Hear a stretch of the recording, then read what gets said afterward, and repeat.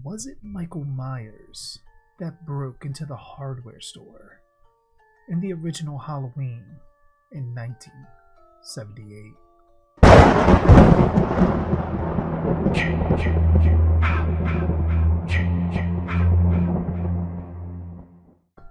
In the original Halloween in 1978, we're led to believe that Michael has acquired his iconic jumpsuit by killing a mechanic on his way to Haddonfield after stealing a car from Dr. Loomis and Marion Chambers while escaping Smith's Grove Sanitarium.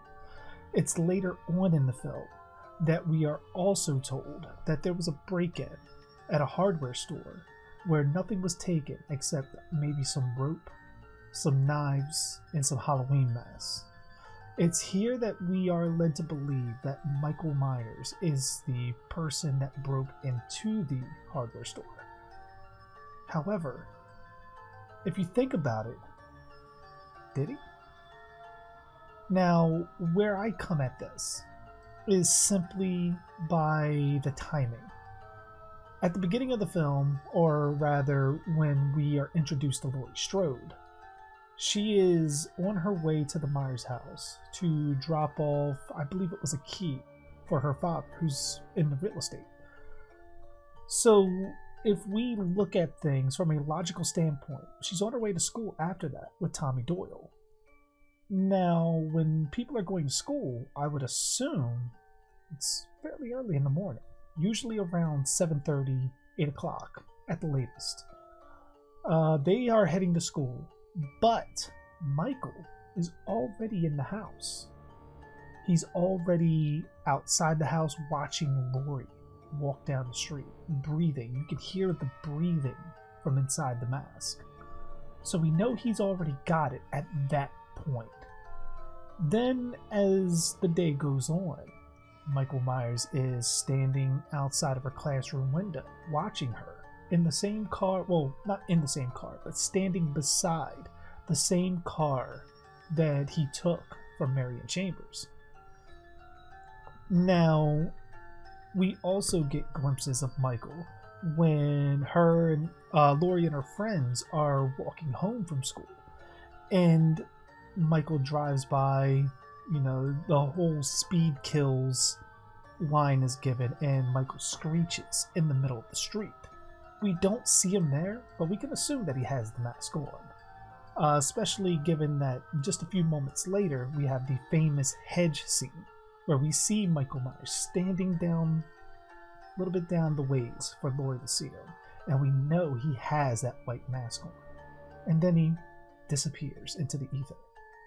Now, there's also another scene, another famous scene, where Laurie's looking out the window from her, I guess it's the second floor of the house.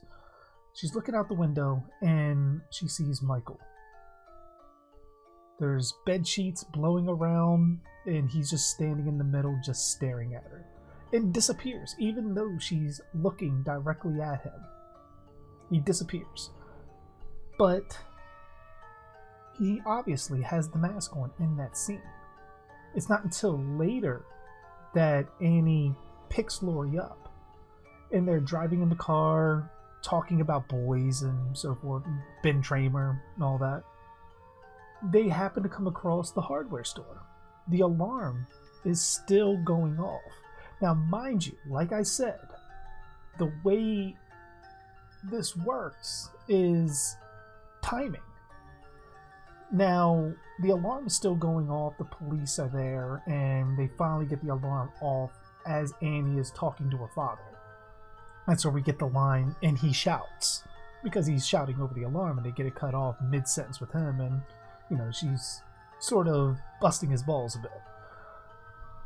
So now we go into the timing aspect, and my theory on it. My theory is that Michael couldn't have broken into that store. It would have had to have been like this. The timing-wise, Michael steals the jumpsuit from the mechanic, drives to Haddonfield, breaks into the hardware store, steals the mask, steals the knives, steals the rope, all of that goodness, drives over to pick up Judith's headstone, goes to the Myers house. And we don't even know if he has the headstone at the Myers house. We assume that he does, or possibly in the car. But we can assume that all of this is pre-Lori going to school. So this is early in the morning. I would probably judge it between 5:30 to 7 o'clock that this could have possibly happened. Like maybe Michael just got in the door of the Myers house and Lori just happened to drop the key off. Maybe. But then that means by the time they get off school, now, granted, when I used to get off school, it used to be around 2:30, 3 o'clock. Then you go home, unwind a little bit, or even if you had other things to do. And like Lori did, she went home, unwound, had enough time to have a staring contest with Michael Myers in her backyard, and ultimately wait for Annie to come pick her up. So I would guesstimate that they don't run into Sheriff Brackett until around 4:30, 5 o'clock. So we're talking almost 12 hours, if not maybe 12 hours, that hardware store alarm has been going off. And they just get it to go off as Annie pulls up. Now, I know horror movies are known for inept response time from police. But good God, 12 hours? A place was broken into? And Sheriff Brackett is just kind of responding at that particular time? And as far as drawing a crowd or anything, there's only like 2 other people there watching. So if Michael Myers didn't break into the hardware store, where did he get his mask?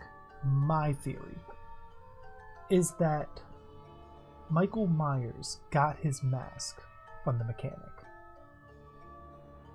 Now, I know what you're wondering. Why did Michael Myers steal the mask from the mechanic? Why did the mechanic have a mask? Well, it is the day before Halloween that Michael Myers breaks out of Smith's Grove. And as far as the mechanic goes, we don't know anything about him. Maybe he has kids. Maybe it was something he got for his kid to go out trick-or-treating with. We don't know. We're not entirely certain. And this was the 70s.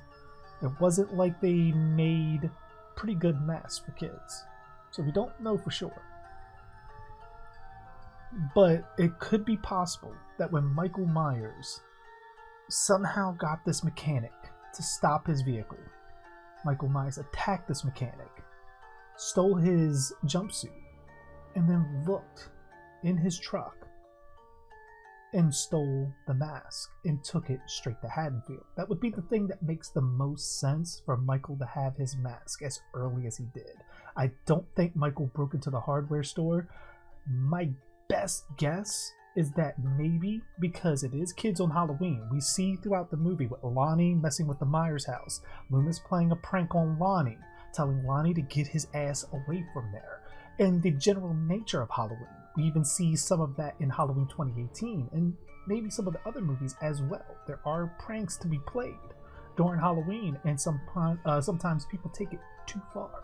So it is very likely that maybe some kids broke into the hardware store, maybe to gather some Halloween masks, rope, and knives, maybe as a prank to scare someone else, or just the general nature of the holiday made them go a little bit too far in what they think is funny. But overall, that's my theory. I don't think Michael Myers broke into the hardware store. I keep wanting to say Halloween. I mean, it's a Halloween video. But I don't think he broke into the hardware store. I think it was someone else or maybe a group of other people that broke into the hardware store. I think Michael Myers very possibly got his mask also from the mechanic along with the jumpsuit.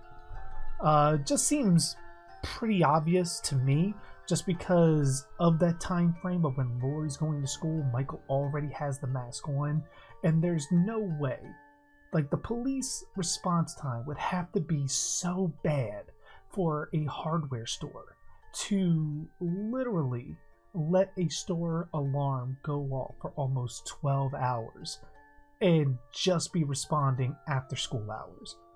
That is a little bit rough. But I don't know. Let me know what you guys think. Do you think Michael broke into the hardware store? Did he get the mask from the mechanic, or did he get it by some other means? Comment below and let me know your theories. And be sure to like, share, and subscribe, as well as hitting the notification bell to be alerted whenever a new video is uploaded. And as always, I am JG Dark, and thanks for watching.